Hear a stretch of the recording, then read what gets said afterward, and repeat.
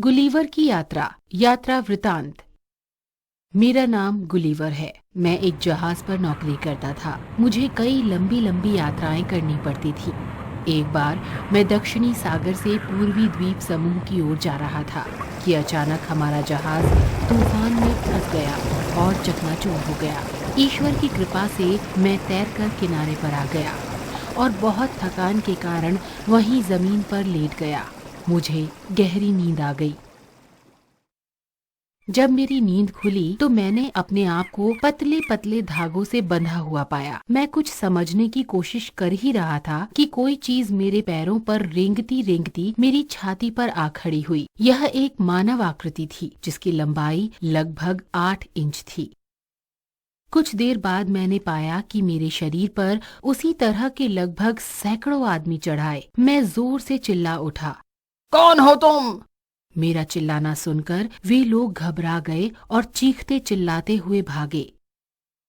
मैंने उठने की कोशिश की तो कुछ धागे टूट गए। यह देखकर कुछ लोगों ने मुझ पर तीर चलाना शुरू कर दिया। मैंने सोचा चुपचाप लेटे रहना ही अच्छा है। अब उन अद्भुत प्राणियों ने तीर चलाना बंद कर दिया।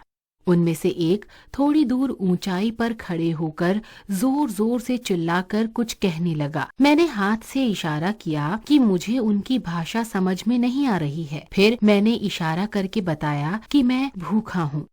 उन लोगों ने मेरे मुंह के पास सीढ़ी लगा दी और सैकड़ों लोग टोकरियों में खाने की चीजें ला लाकर मेरे मुंह में डालने लगे। मैंने पानी पीने का इशारा किया तो उन्होंने कई पीपे पानी के मेरे मुंह में उड़ेल दिए। वे लोग बहुत हैरानी से मुझे देख रहे थे और सोच रहे थे कि इसका पेट है या कुआं। थोड़ी देर में मेरी पलकें भारी होने लगी और मैं सो गया। खड़खड़ की आवाज सुनकर मेरी नींद खुली तो मेरे आश्चर्य का ठिकाना न रहा कि एक गाड़ी में रखकर मुझे कहीं ले जाया जा रहा था। उन छोटे छोटे लोगों की भीड़ हथियार लेकर मेरे साथ साथ चल रही थी। मैं समझ गया कि मुझे बंदी बना लिया गया है। अब मुझे पता चला कि यह लिलीपुट द्वीप है। वहाँ के निवासियों की विशाल भीड़ मुझे देखने के लिए उमड़ पड़ी। मेरे पहाड़ जैसे भारी भरकम शरीर को देखकर लोग आश्चर्यचकित थे। लिलीपुट के सभी मकान तो बिल्कुल खिलौने जैसे थे।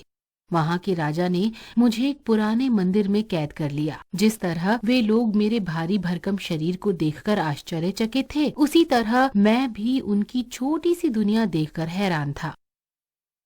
एक दिन की बात है, कुछ शरारती लोग मुझ पर तीर चलाने लगे। एक तीर मेरी आंख पर लगा। यह देखकर सिपाहियों ने 6 व्यक्तियों को गिरफ्तार कर मुझे सौंप दिया। 5 को तो मैंने अपने कोट की जेब में रख लिया। एक को उंगलियों में पकड़कर मुंह में ले जाने लगा। वह आदमी डर के मारे बुरी तरह चीखने लगा तो मैंने उसे जमीन पर छोड़ दिया। मुझसे छुटकारा पाते ही वह गिरते पड़ते वहां से भागा।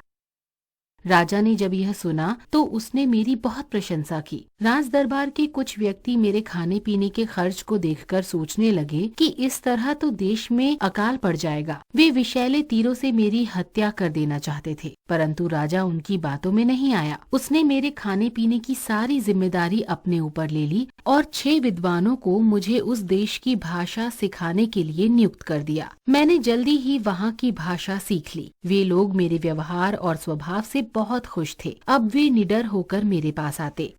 एक दिन मैंने राजा से प्रार्थना की कि वे मुझे छोड़ दें। राजा ने मेरी प्रार्थना इस शर्त पर स्वीकार की कि मैं बादशाह की आज्ञा के बिना कहीं न जाऊं और किसी देश के साथ युद्ध छिड़ जाने पर लिलीपुट वासियों की मदद करूं। कुछ दिनों बाद मुझे खबर मिली कि पड़ोसी देश ब्लेफुस्कू के बादशाह ने एक शक्तिशाली जहाजी बेड़ा बना लिया है और वह लिलीपुट पर चढ़ाई करने का मौका ढूंढ रहा है। शर्त के अनुसार मैंने उन लोगों की मदद करने की योजना बनाई। मैं कुछ रस्सियां और कांटे लेकर ब्लेफुस्कू की खाड़ी की ओर चल दिया। यह खाड़ी उन लोगों के लिए एक महासागर के समान थी, लेकिन मेरे लिए कोई विशेष गहरी नहीं थी। खाड़ी में घुसकर मैंने वहां खड़े सभी जहाजों को कांटे में फंसा लिया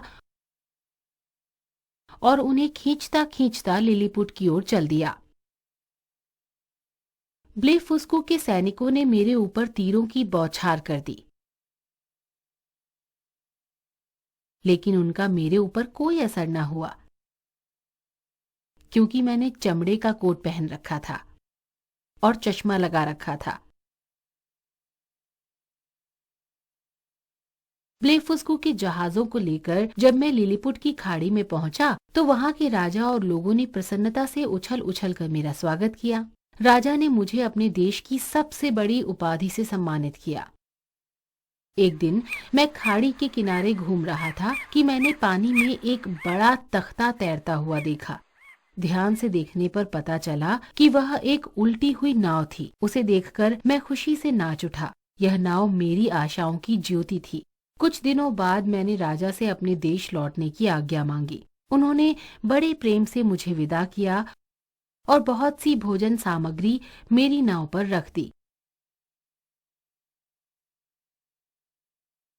मार्ग में मुझे मेरे देश का जहाज मिल गया और मैं अपने देश वापस लौट आया। आज भी मैं अपनी उस विचित्र यात्रा को नहीं भूल पाता हूँ। संदेश: हमें जरूरतमंद की मदद करनी चाहिए और मेहनत का आदर सत्कार करना चाहिए।